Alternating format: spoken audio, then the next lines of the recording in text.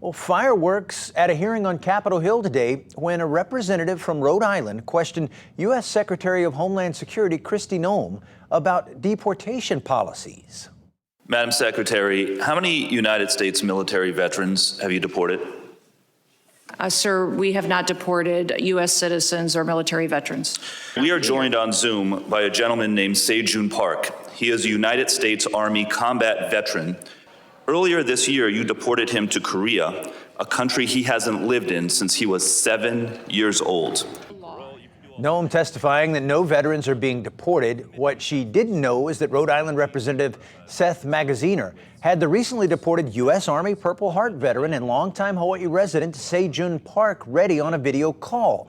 Representative Magaziner acknowledged Park's past with drug abuse. He pointed out, like many veterans, he struggled with PTSD, and his illegal drug offenses only negatively impacted himself.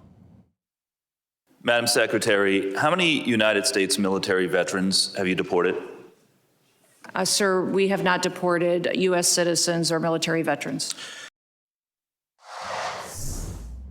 Now, Island News followed up what happened in Washington by reaching out to Sae Joon Park and learning more about what comes next for the Hawaii veteran now living in South Korea. Kimber Collins spoke with Sae Joon after the hearing. Sae Joon tells me he's doing well in Korea these past 6 months, but still hopes to return to the place he considers home. I asked him and his attorney why they wanted to confront Secretary Noem at the hearing and what they believe needs to happen next.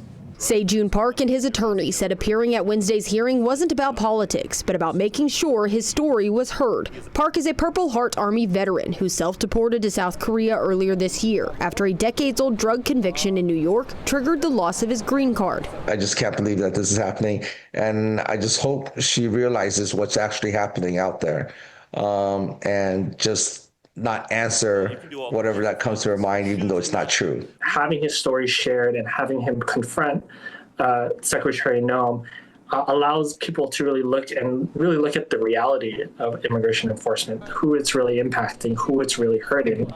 Park says he's trying to stay optimistic overseas. His daughter and son have both visited him, but he still doesn't consider South Korea home. I have my moments. It does pop up and I go through my PTSD moments, but I do try to make the most of every day and I try to get out as much as possible. At Wednesday's hearing, Secretary Kristi Noem said she would look into Park's case. Will you commit to at least looking at Mr. Park's case to see if you can help him find a pathway back to this country that he sacrificed so much for? I will absolutely look at his case, but I want you to remember that Madam Secretary, the man behind you, please stand up, sir. Park's legal team says its focus now is on the original criminal case in New York, the conviction that led to his deportation.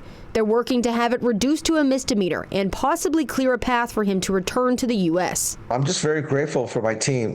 They're just doing so much for me and all the support I have been getting. So I'm very, very grateful. And I pray every day that the results will end up me coming back home. So I just want to thank everyone for that.